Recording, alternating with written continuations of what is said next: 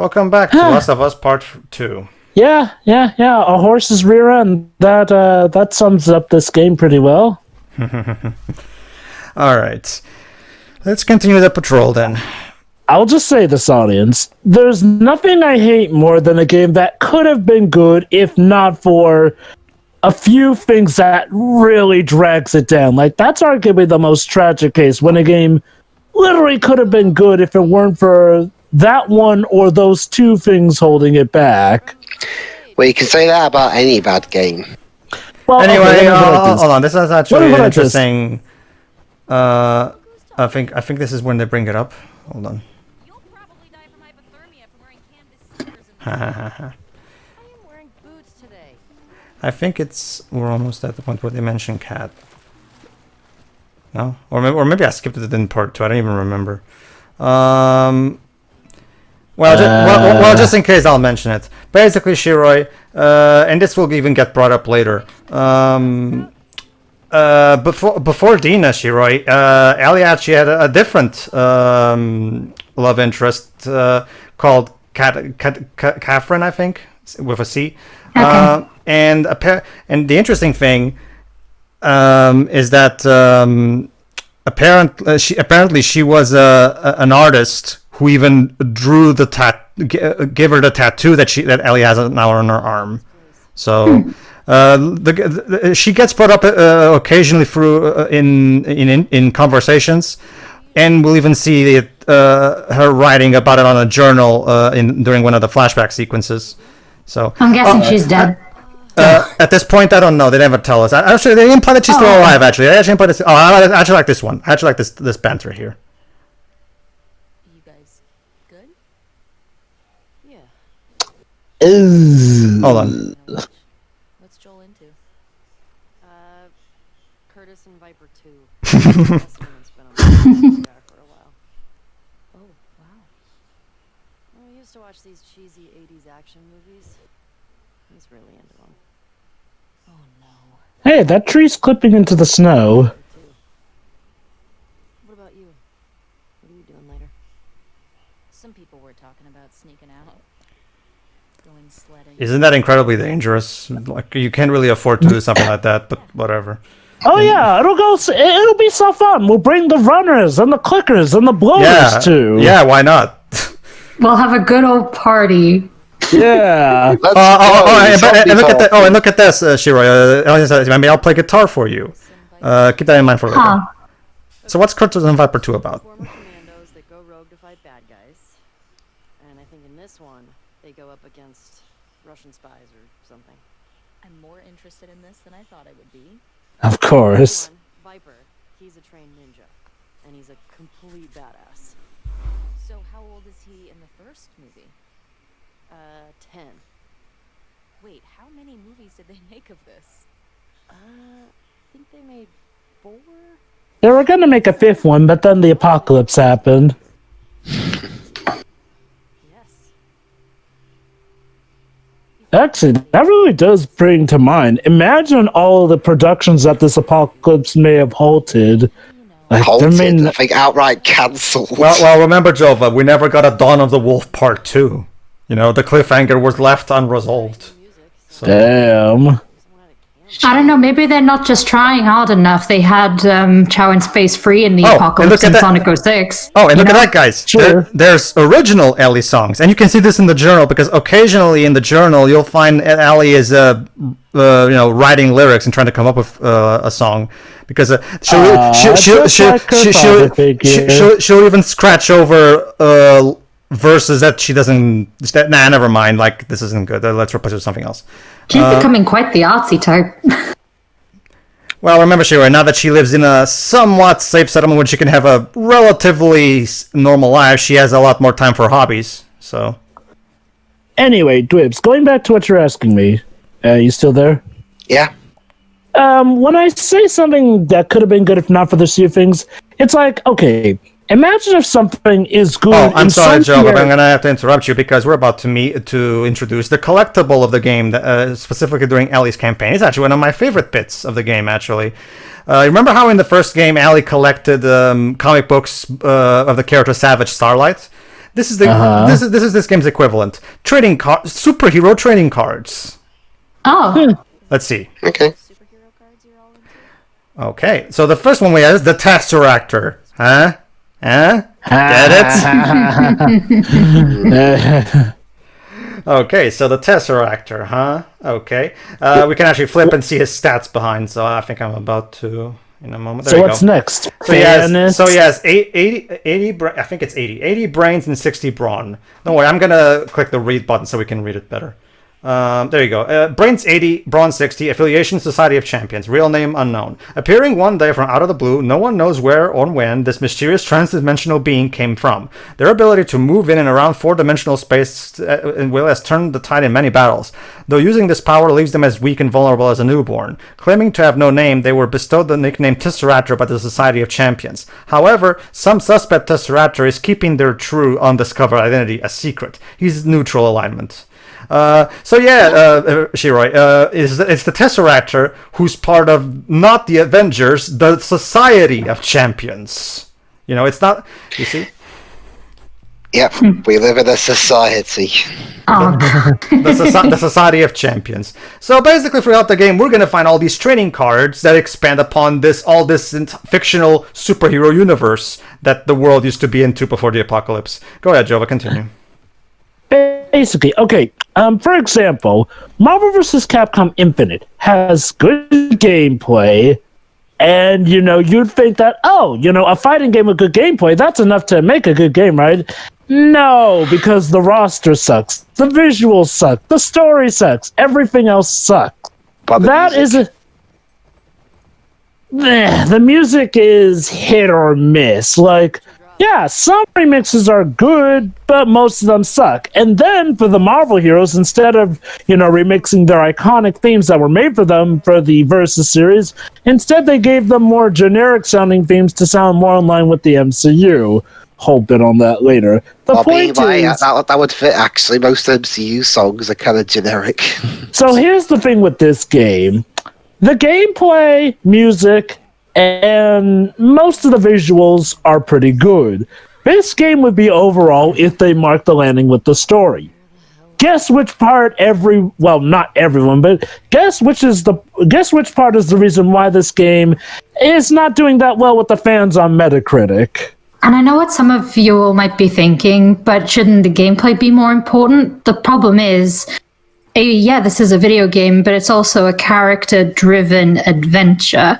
If the characters suck and the story suck, why should people have to play through it if they don't care? It's not even just that, Shiroi. It's also the fact that if you're just about the gameplay, honestly, there are much better stealth action games you can be playing than this one. Metal Gear Solid 5 is a much better stealth action game on the same console. So if you're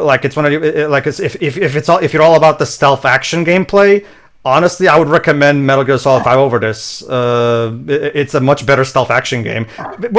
Although to be fair, that's a game where the stealth is the primary focus. Whereas in here, there's more to just than the stealth. The stealth is a key component. But it's not. But it doesn't have the. It's not as fleshed out as in Metal Gear. So not only that, but even if you're in it for the gameplay, let's just say, unless you tweak it, hell, even if you do tweak it, the gameplay will get hampered down by the story. How? Oh, I'm not gonna spoil how that happens. That's like way later into the game. But if you're in it purely for the gameplay, then the story is gonna come in to annoy you then as well. It's a narrative. Allow me to add to that, Joe. But it also has to do that a lot of the gameplay that you're doing in this game is dictated by the story and where it takes you. So it is a case where it's not like whereas in Metal Gear Solid 5, because the game is mission based, it's much easier to separate the two. You know what I mean? Mm-hmm. Yeah.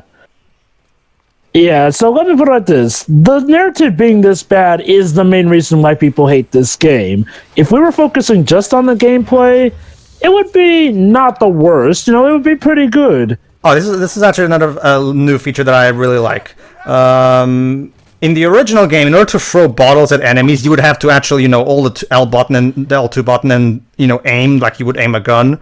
However, For this game, if you can't afford to take the time to aim well, you can risk a quick throw.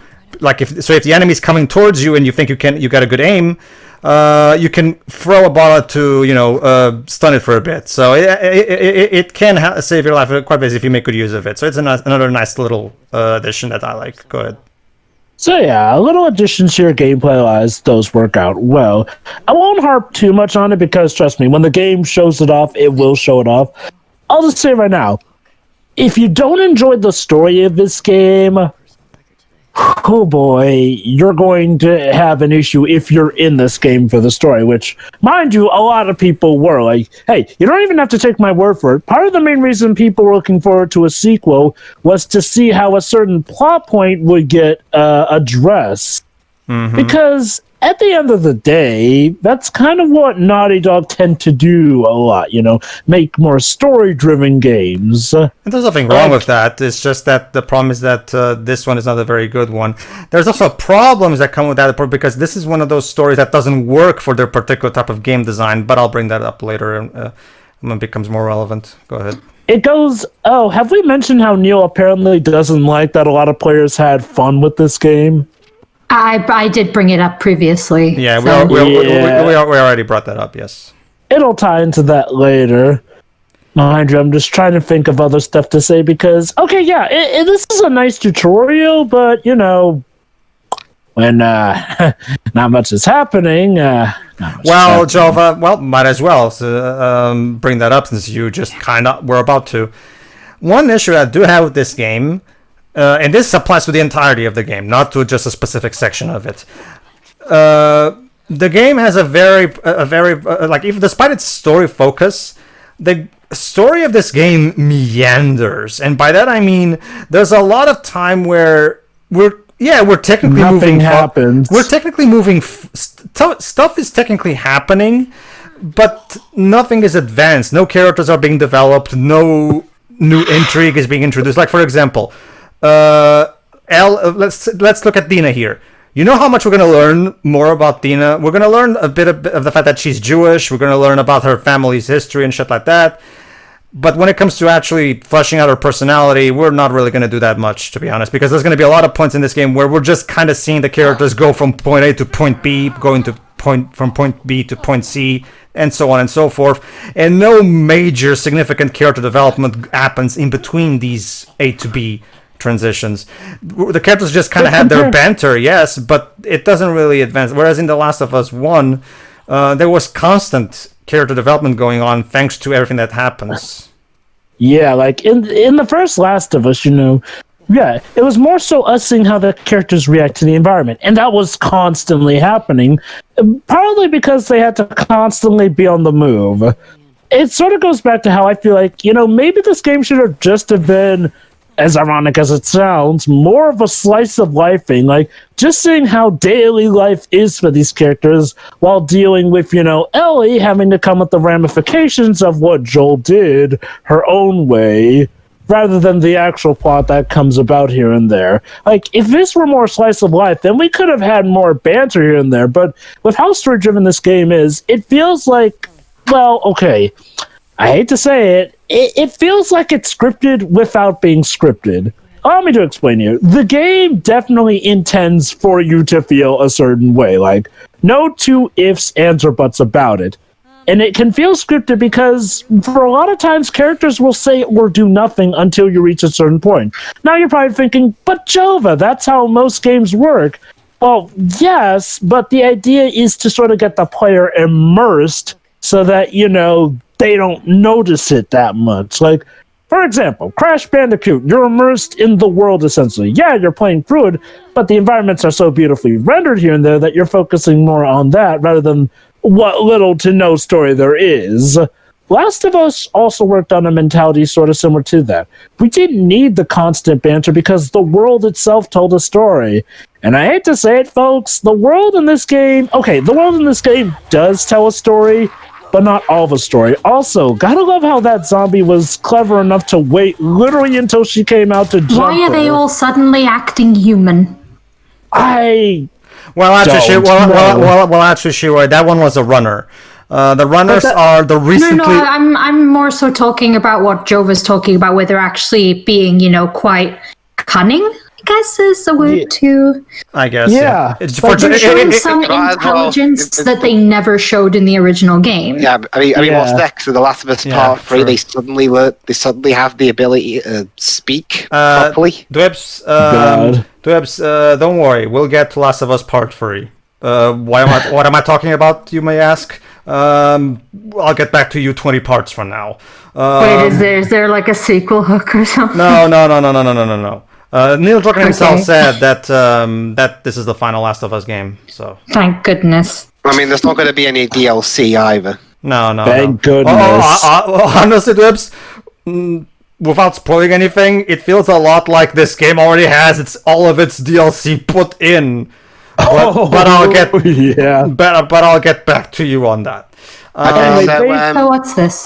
I'm reading off the Wikipedia article, and if you just want a general consensus on stuff, okay. Praise was directed towards the improved gameplay mechanics, story, let me finish, visual fidelity, and the performances of its cast, though some aspects of the narrative and presentation of its themes were criticized. Yeah, that's the thing. Even people who love this game have critiques that they agree with the detractors on. Bit weird though. They praised the story, yet they criticized some parts of the narrative, meaning you're criticizing the story. Well, maybe That's what they basically mean is that Wikipedia. they like the story overall, but they still have problems with it. Maybe that's what they mean. Yeah. Also, And the dude, story that- narrative and story content are technically two different things. They're Yeah, supposed to coexist, but they are different. There's that True, too. There's yeah. that too. Yeah. Now- Let me just bring up something. Go on. Another thing that should be talked. Oh, there you go. This is another tutorial for the medical kits as well. This is basically a game giving you a free medical kit, so it can teach you how it works, basically. So yeah, just like with the first game, we have life bars, unlike the Uncharted games that work more on a Call of Duty style of health system.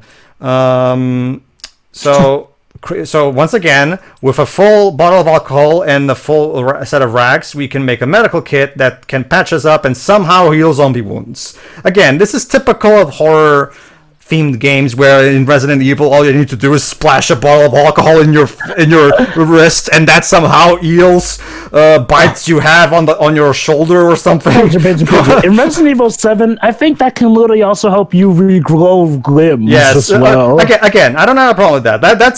That's just horror game stuff. That's just common. Yeah. That's just how the genre works. So just roll with it. Well, ladies and gentlemen, based off of this board, I can say that our profits are going through the roof. Our company is going to be in the black. Nothing bad could possibly happen to us, and then the apocalypse happened. Yeah. That's basically it. Yeah. Must have sucked to be a very, very successful company, only to then get the bad news that an apocalypse is kind of putting a halt to it. Indeed. All right. So let's see what's in there. I don't want to have to shoot you in the face. Oh yeah, that's right. Dina Well, doesn't know about Ellie's immunity. Well, that's because, and we're gonna talk about this. We're gonna talk about this later. Yeah. But Ellie has been keeping her immunity secret because she's not sure. As Joel put it, like we're not sure if people are going to take that very well, because it's such an she's literally the only person immune in the world, so. Some people can immediately freak out, or maybe basically she just keeps it hidden because Joel advised her to. We're gonna see the flashback explaining that later. Well, again, I don't mind that. It's fine. No, it's fine. I just forgot about that detail. It's been a while since I checked out the story for this game. There's a lot and a lot in it. I actually like this. This is the first time we have an environmental puzzle of sorts in the game. Let's check this out. Ooh, a safe. You might remember how we also had safes in the first game. The way you get the combinations for these are a bit more elaborate than they were in the first game. So Thank God people place ammo in all the Let me guess. nooks The and crannies. combination's at home under your mattress. oh, look at that note. Let's see what it says. Oh, can I read this one? Go ahead. Yo, Kristen, left the real shit in the safe for you. Combo is the date my good boy got Employee of the Month. Don't fucking sell those or give them away. That's for your back, alright? Feel better, Mina. Oh, how sweet. Okay, so the combination for the safe is the date my good boy got Employee of the Month. My good boy. Well, let's check the Employee of the Month board. See if we can figure it out just from what she was saying. Sorry. With any luck, most of the employees of the month will be women, and the one that is a boy will be the one. But, well, actually, there's men in here, Jova. So let's see. Damn, I knew it wouldn't be that easy. January 2014. See that one's a guy right there. So. Yeah, I get it. At least it Oh my looks god, like that one looks like Brenda's song. So Employee of the Market, the month. I don't really understand the way this thing is structured, but whatever. Seriously, let's see. Was Brenda's song in this game? It looks like they got London freaking Tipton. September 2013. Oh, hold on. There's a doggo that was nominated the Employee of... Oh, see, Sure when they there's said a good reason. boy, I thought this person was talking about their son. No, they're actually talking about a good boy.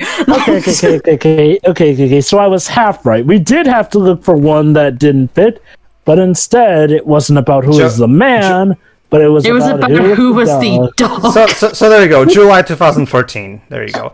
Dwibs, I think you'll appreciate the accessibility options because there's a skip puzzle accessibility option that would just allow you to open the safe without needing to put in the combination. So there you go. I wondered. That's I wondered, nice, I guess. did the characters react to that? Like say, "Oh, it was easier than we thought." No. They just Yeah. But that's thinking. I'm a guy who likes to skip puzzles, and yet I'm the one that's going to record a latent game for the channel in the future. Well, that's the thing, Dwibs. That game doesn't allow you to skip puzzles, so you have to do them anyway. I mean, Have fun. puzzles are the whole point of the game. I mean, that's like if It is. I mean, that's like if you were allowed to skip Pokemon battles in a Pokemon game. That doesn't work. Well, you could run away from them. That's kind of skippy. Okay, but Wait, what about hold trainer on. battles, though? Yeah, You you're not can't run away allowed to from run from those. Can you imagine? Oh, go on, Shirai. It's good that the game brought up in the accessibility options that that the puzzle skip exists just because some puzzles might not be accessible to some people. Like that one we just did definitely isn't because of lighting, the blur. It's not very good visually, so yeah, puzzle skips are necessary. Like we said, audience, positives where positives are due. Exactly. But to get back to what I was trying to say, I actually remember now. That's the thing. When it comes to Dina's, when it comes to me not caring much for Dina as a character, not that I dislike her or anything, I just find her bland. She's flat. I'm not gonna touch her one with a 10-foot pole. She's a flat character. Sure. But anyway, let me try. Okay. My basic point. Oh, hold on. Scene. We're about to get another tutorial. Don't. How to fall through a floor. There, that's the tutorial. Well, actually, it's specifically the tutorial for how to deal with clickers. Okay. Ah, shit. Oh boy. Oh, hello. You might remember these, the iconic clickers from the first game.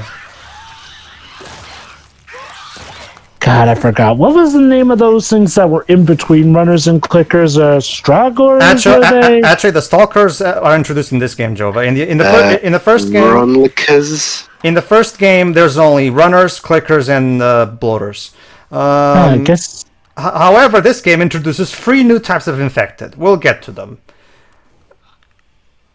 So, okay, so for those of you who weren't around for our Last of Us 1 playthrough, because the infection has gone to the point where they don't have eyes anymore, clickers are blind. So you can combine with the fact that Ellie still has her switchblade knife from the first game, you can basically stealth kill the clickers very easily in this game. There you go. You still have to be careful about their hearing and their strength, though. They are dangerously strong. Another thing that they added is that even though they can't see you, they can feel your presence in the sense that, like, if you're near they can tell that there's something wrong. Like in the same way that even if you're not looking directly at the person, like if someone's right behind you, you get a feeling that someone is right near you. You know, that kind of thing. So they subtly added that. Like it's interesting because the game doesn't tell you this. I found that out just by playing it. But they did make it so that the clickers are a bit more realistic in how they feel your presence. So that's nice. There you go. Don't worry. It'll all be over soon. Oh, trust me, Dina. Those are not the worst things Dina. you can run into. It's pronounced Dina. Dina. It's pronounced Dina. But yeah, Youngie actually did bring up a good point in his review that I actually agree with. Oh, hold on. Thank you for visiting Weston's. Haha, how nice. One of the big, I wasn't quite being able to nail why I find the relationship bland, but he perfectly, oh my god, that's totally why. Basically, Shiroi, we're not watching unlike with Joel and Ellie, we're not watching their relationship grow. We're just seeing them already in love. So there's not that much development for us to see in this game now, because they've already gotten to a point where they love each other. So keep in mind, Shiroi, remember, we're going to learn later that this has been a thing that they felt for each other for 4 years. They just haven't had the guts to tell each other up until this point. Because we never actually see any of those 4 years of the build-up until this romance finally gets off the floor. It's literally like you're meeting. You're just meeting a couple that's already been together for years, and that's it. Like, but you don't have any attachment to it because you don't know what led to them being a couple. You know, it's like if Joel and Ellie already knew each other from the beginning of Last of Us Part 1. You know what I mean? You know, as a result, there's no character growth between the two of them that you can experience in the game. That's definitely a writing issue, though, because here's the thing. Like, most relationship stories are played out with will they, won't they? And that gets quite boring, especially since it's just the entire thing for fiction for a very long time. A couple already together has the potential to be so much more interesting. The problem is people don't know how to write that. And clearly this applies here. Like, a couple doesn't need to be interesting by seeing, them grow to be in a relationship because, they're not a couple. It's just more interesting if you're able to make it interesting after they're together. It's something that's actually different. This writing team didn't do that. Oh, God. I wish I could look it up. The TV trope name for what happens when a couple is written actually better in the build-up to them actually becoming an official couple, but then when they actually are a couple, it's just, generic, I'm in love. I'm in love with you. I'm in love. Their interactions are mostly just your typical lovey-dovey stuff that you see in typical media. My problem with it is that, again, Dina's personality in general, it's not even just that. If I can throw out other arguments. Dina's personality is again, she's just generic, nice girl, basically. Like, there's not really that much to her, personality-wise, really. Like I said, she's a flat character. Like, there's not much to her other than essentially... We're going to learn later that she's Jewish, and she comes from, and being Jewish, obviously she comes from a long line of survivors, obviously. But that doesn't really add anything, because that doesn't tell us anything about her. That just tells us something about her family, but it doesn't actually develop her personality in any meaningful way. It's just, she's Jewish, okay, that's nice, I guess, but it doesn't really tell me anything more about how she actually is, I mean, it could potentially, but again, that sounds like the writers just didn't, hit the mark with that either. Well, no, it's just that they literally just... here's the gist of it, Shiroi.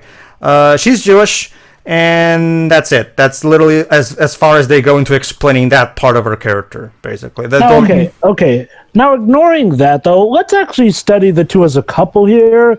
It's like, oh yeah, I'm here for you. Well, I'm here for you. I want to do this. I support you. Don't get me wrong. They have all the, they have, you know, things that a couple should have, but they're just not that compelling as a couple. Like, it's that kind of thing where, yeah, sure, in real life, they'd probably be a couple you'd be happy for, but as a couple we're supposed to focus on story-wise, there's generic as couples come. You know, I will say this though. You know, one thing that I find interesting, Shiroi.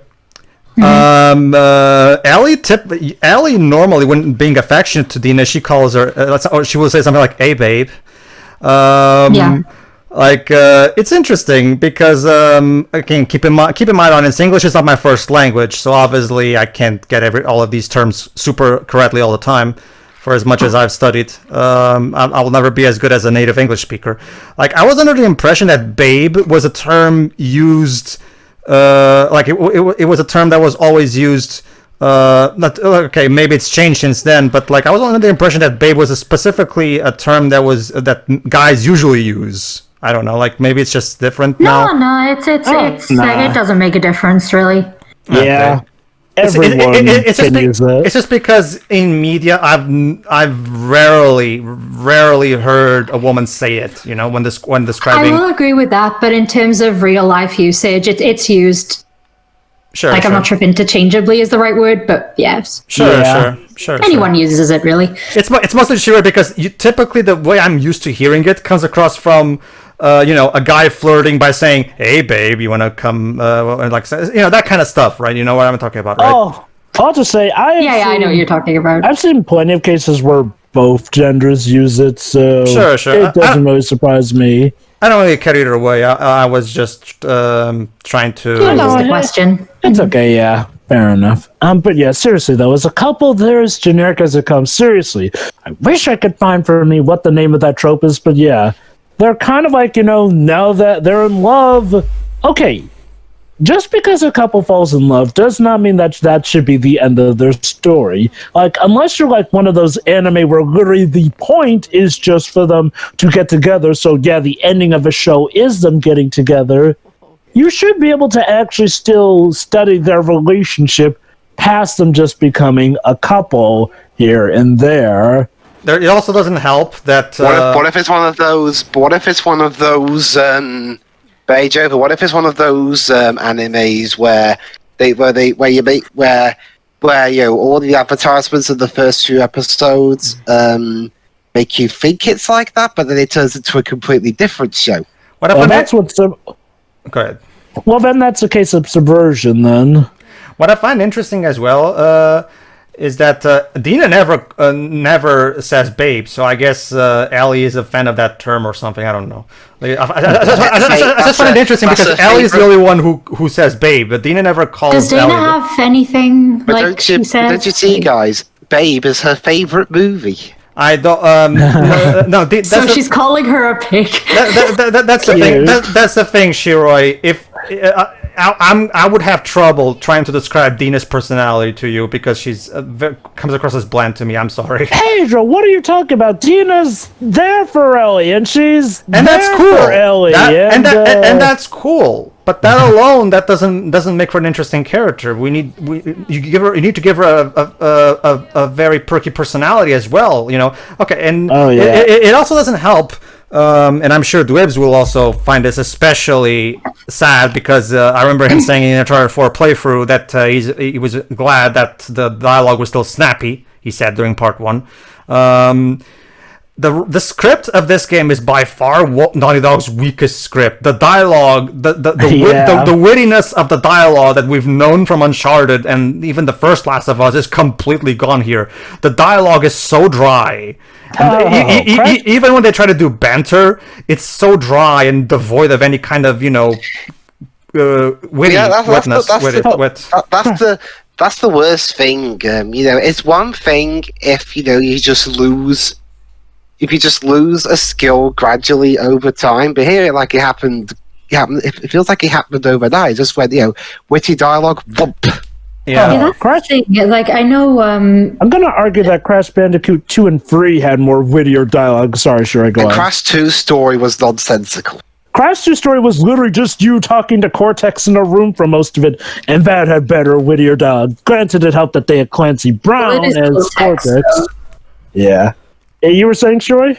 Yeah, just very quick. I know Pedro's saying it's like even the banter isn't incredibly witty. It's like even so, I haven't smiled at anything that was said in this game since we were back at the village. Yeah, I don't blame you. yeah. Compare this to something like even in Uncharted 1. Even the weakest Uncharted game still has that some really good, really great lines like Typically thanks to Sully, really. not just Sully, Shiro. They all have great lines. I know. One of my favorite moments from Uncharted 1 is when they jump from the plane and Nate gets separated from Elena, and he's like, "Okay, so let's assess the situation. The plane is gone. I'm stranded. Elena's missing, most likely dead. That's great. Good start, Nate. Good start." So there's none of that. And for the record, everybody, Neil Druckmann was one of the writers of Uncharted 1. So I have no idea where I guess he kept his wit at home when he was working on this game. We really are left to wonder, aren't we? What, He left it on the bus did he Sarkeesian suck all the wit out of him? Or I wouldn't be surprised, Dwebs. She's a succubus, She sucks all the wit out of men. Except instead of being that typical succubus that sucks the laugh out of men, she's a wit succubus. She sucks all the wit out of the men that she meets. Can we play Catherine instead? Don't worry, Shirai. Don't worry, Shirai. There will be a Catherine full body playthrough in the near future anyway. So. Oh, cool! Yeah. Oh boy, can't wait to meet Catherine with a Q. Oh, I love that. Catherine. Yeah. All right, everybody. Quafford. All right, everybody. See you for the next part where the most controversial scene of this game occurs. So. See you then. Really? Well, one of them anyway. See you then, everybody. See you then.